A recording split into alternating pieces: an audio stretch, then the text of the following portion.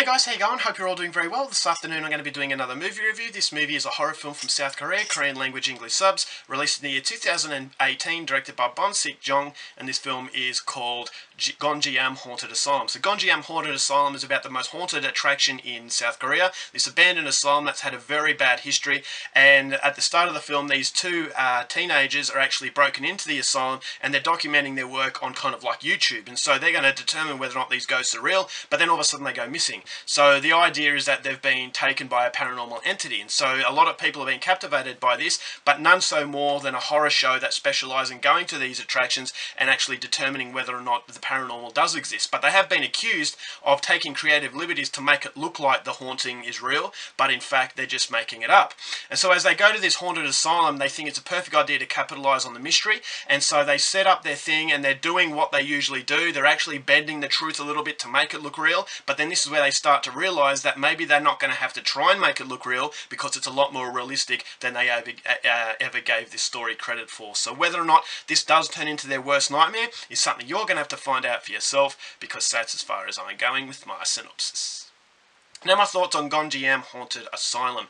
The reason why I wanted to see this film is that it was a South Korean found footage horror film. Now I'm not really familiar with found footage horror in South Korea. I'm familiar with found footage horror in Japan, but when it comes to South Korea, I'm a massive fan of South Korean cinema, so I really wanted to see what they could actually bring up. Is this going to be a typical sort of generic found footage horror film, or is it going to be a little bit of a creative spin? And so I had that expectation going into it, but I knew better than to actually hype it up to other South Korean films, because this is much more of a different sort of experience. And so after I saw the film, I will say that apart from some creative and effective horror set pieces, this movie doesn't really bring anything new to the table, which is ultimately the reason why it was very disappointing. To start off with, I thought the acting was, the overall production of this film was very, very impressive. I thought the way that they use the cameras, they've got these cameras hooked up so it's actually looking at the person's face, and so their reactions to certain events, you could actually see how it was actually affecting them personally, and there's some very effective moments where you can see what's behind them. And so I thought, alright, well that's taking the camera work in a different sort of direction, and so when these bad things start to happen, I thought it gave the movie a little bit of a unique sort of quality in capturing those horrifying moments, and in some instances I think they really work. Especially right at the end of the film, I was actually left quite haunted,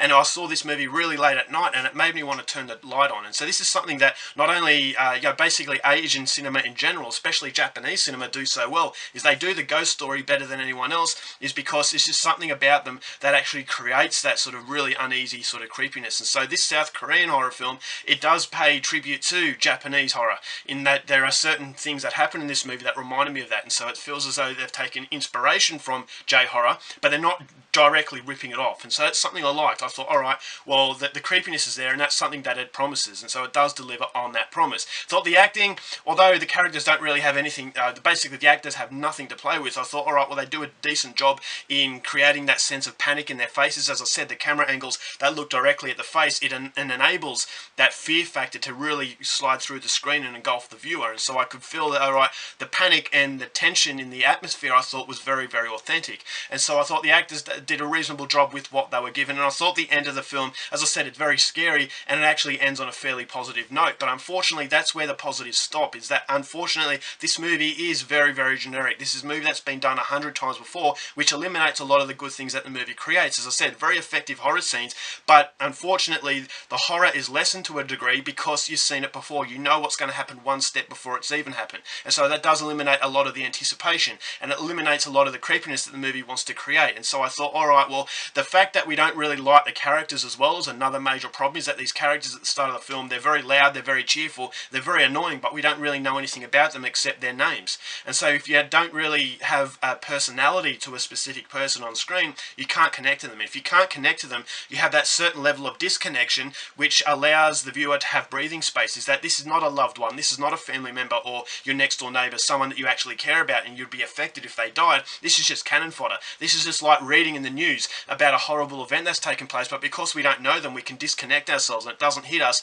as emotionally and as powerful as it would if it was someone that we actually knew. And so this is something I go on time and time again, is that these found footage horror films, yes, when you look at it, it's about the situation, it's about that found footage, oh this is spooky, it looks looks real, but there's not much attention to detail as far as characters are concerned. And I think to myself, why not? Is because if you actually get a realistic character, you can get yourself into that situation, and you don't want to see them die. And if you don't want to see someone die, it's going to be a lot scarier. But this movie is just a names, and all I knew about these people was that they were in this horror show where they're getting themselves into a situation that's well out of their control. But that's it. They're basically fuzzy faces. They're that name in the newspaper that I just don't care about. And so I didn't really feel as though I was as scared as I really could have been, and if time and attention was put a little bit more into the characters and to make them a little bit less generic than they are. They're very stereotypical, and they're just basically lambs to the slaughter, just waiting for that horrible moment. As I said, the horrible moments aren't emphasized in a way that I thought it was achievable because of the fact it doesn't pay attention to the minor details. And so the end of the film,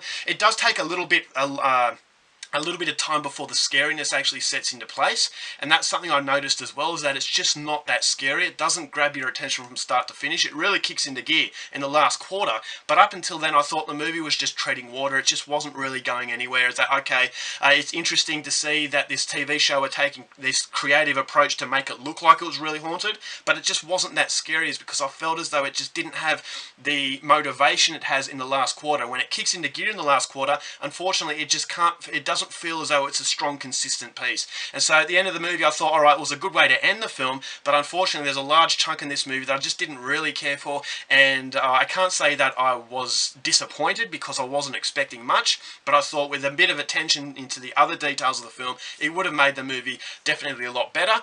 But in the end what you get is a very disposable fan footage horror film. If you are a die-hard fan of this subgenre, then give it a shot, but if you're into South Korean cinema and you're familiar with the usual standard of South Korean cinema, then you might come away from Gonjiam Haunted Asylum a little bit shortchanged. So overall for this movie, going to give it 2 stars. It was very well made. There are some fairly effective moments, but the positivities could have been a lot more positive if the negatives didn't weigh it down as much as it does. So that's disappointing, but yeah, definitely not the worst horror film going around.